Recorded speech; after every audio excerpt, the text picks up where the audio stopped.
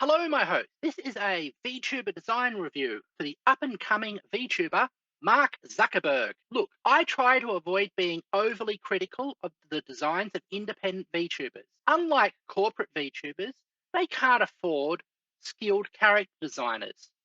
And it is clear that Mark Zuckerberg doesn't have much money to spend on his model.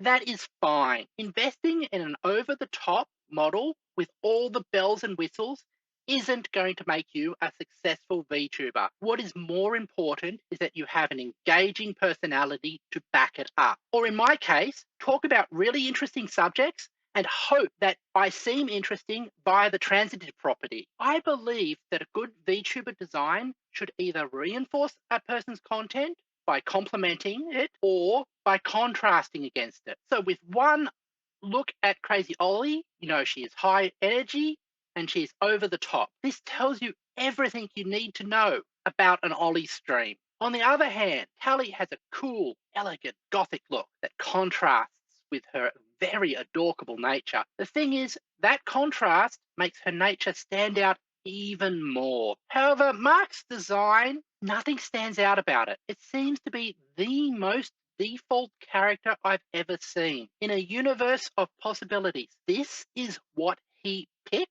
His design uses a lot of greys and browns. These neutral colors typically don't stand out. There are some people who have made great things with these colors, but this isn't one of them. I do like the fact that Mr. Zuckerberg has leaned into a design that is more stylized. It is starting to edge into the uncanny valley. So the stylization is doing a lot of work to reduce that feeling of visceral horror you might feel. Though this might be just a taste thing, I think it could be slightly more toony to avoid the uncanny valley more. Perhaps by having a black outline. Okay, here is Mark Zuckerberg's updated design. It remains the most boring VTuber design I've ever seen. However, I have to confess that I'm not familiar with his content. Perhaps that's the gimmick, being incredibly unengaging. I suppose there is a niche for everything. I have to say, while the character design is uninspired, the modeler is working their ass off to make this look good. The top has a really nice texture to it. They've also added a few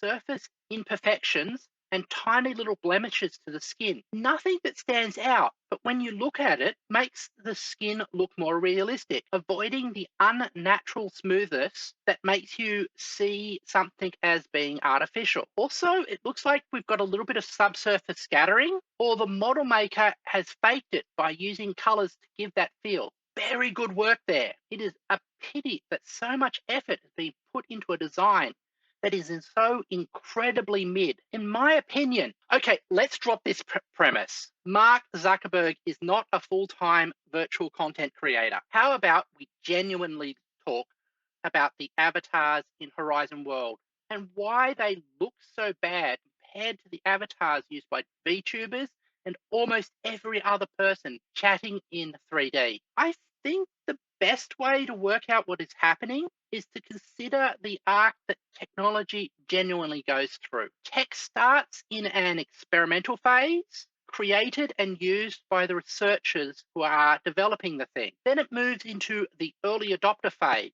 where people who are genuinely interested in the next big thing pick up the tech. After the early adopter phase, there are two possible routes: commodity usage, broad usage by the population, or niche usage. Only a few people ever use that technology. I'll give an example. During the period of mid 1940s to 50s, people were experimenting with radar, discovered that microwaves could heat things.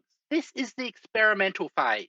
Use of microwave heating was limited to research and restoring hamsters from cryosleep. In the 1950s through 1960s, microwaves of that time period were very expensive, quite large, and needed a water cooling system like an overclocked gaming rig. So their use was limited to some high-end applications and people who were using the technology for the novelty of it. Then, by the 1970s, the technology had improved to a point where it was small and cheap enough, mainstream adoption into almost every household. However, that isn't the path for every technology. We have had lathes of one sort or another for almost as long as we've had civilization. However, not everybody has a lathe. It remains a niche item used by people who enjoy spinning things to high RPMs. The thing about commodity technology is that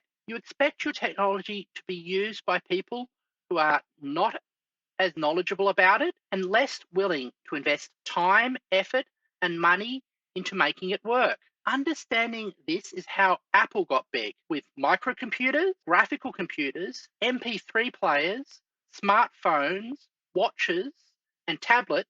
It rode the wave of turning an early adopter product into a commodity product. This was also Facebook's strategy, commodifying having a presence on the internet. It did this by trading the near infinite flexibility of HTML with the simple, inflexible Facebook profile. I think this is what Meta is trying to do with VR, lower the barrier of entry. Not having the freedom to create a really great looking model is kind of the point.